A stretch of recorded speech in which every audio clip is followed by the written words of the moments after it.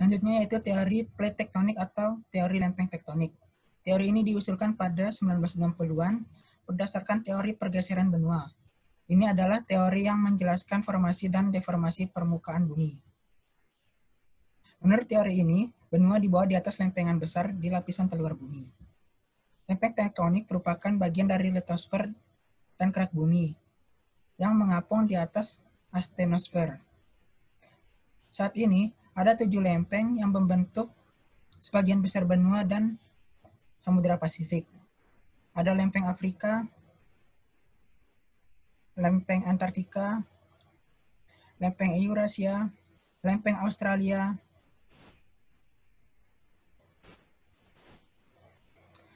lempeng Amerika Utara, lempeng Pasifik, dan lempeng Amerika Selatan.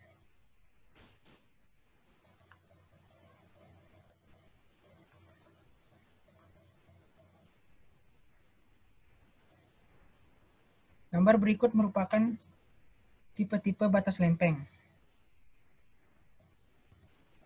Lempeng dapat terpisah, bertabrakan, atau bergeser melewati satu sama lain. 3 lempeng tersebut yaitu lempeng divergen, lempeng konvergen, dan lempeng transform. Jauh. Batas divergen menciptakan keretakan dan menyebabkan dasar laut menyebar. Magma muncul melalui celah bawah tanah, mendingin untuk membentuk batuan baru dan didorong keluar oleh magma yang ada di bawahnya. Tipe batas lempeng yang kedua yaitu tipe batas lempeng konvergen, di mana plat-plat bergerak saling mendekati. Yang pertama yaitu lempeng antara benua dan lempeng samudra.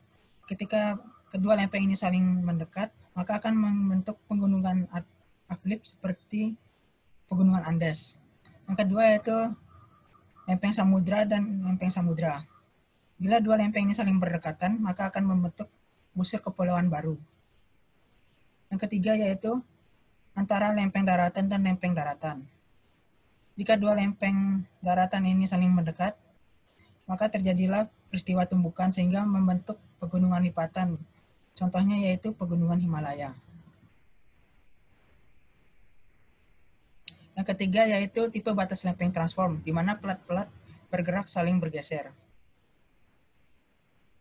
Batas lempeng seperti ini dipresentasikan dengan adanya patahan transform atau transform fault. Sejauh ini, jenis patahan transform yang paling banyak dijumpai adalah patahan punggung laut, yang bisa mencapai panjang ratusan kilometer. Patahan ini yang paling dikenal adalah patahan yang ada di Lautan Pasifik, Atlantik, dan lautan di belahan bagian selatan. Gambar sebelah kanan ini menunjukkan salah satu contoh patahan transform, yaitu pada lempeng San Andreas.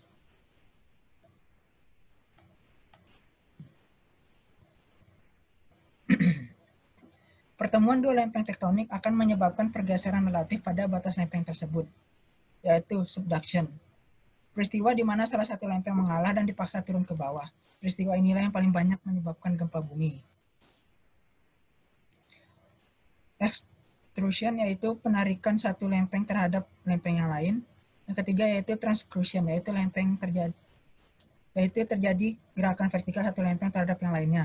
Yang keempat yaitu accretion, yaitu tabrakan lambat yang terjadi antara lempeng lautan dan lempeng benua. Gempa bumi sering terjadi pada bagian patahan. Gempa bumi sering terjadi pada batas pertemuan antara plat tektonik, baik subduction maupun collision. Dan juga terjadi pada batas pertemuan antara plat tektonik.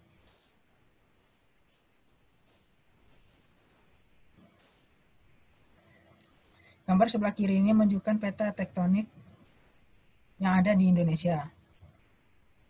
Arah panah yang terdapat pada gambar menunjukkan arah dan laju pergerakan plat tektonik dengan batas-batas pertemuan antara plat tektonik ditunjukkan dengan garis dan segitiga. Di Indonesia merupakan pertemuan dari 3 lempeng, yaitu lempeng Eurasia, lempeng Australia, dan lempeng Laut Filipina.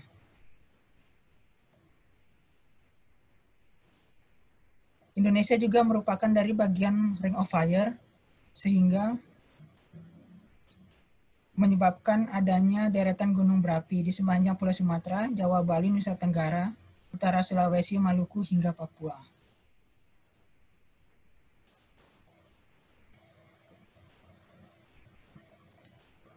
Mari sama-sama kita perhatikan.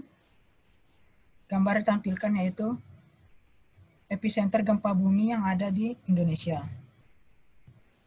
Zona subduksi di bawah Jawa, Bali, dan Nusa Tenggara, di mana lempeng tektonik Indo-Australia bergerak ke utara dan menunjam di bawah lempeng benua Asia.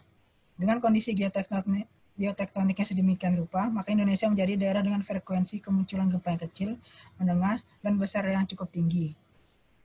Hal ini tergantung dari wilayah-wilayah yang ada di Indonesia.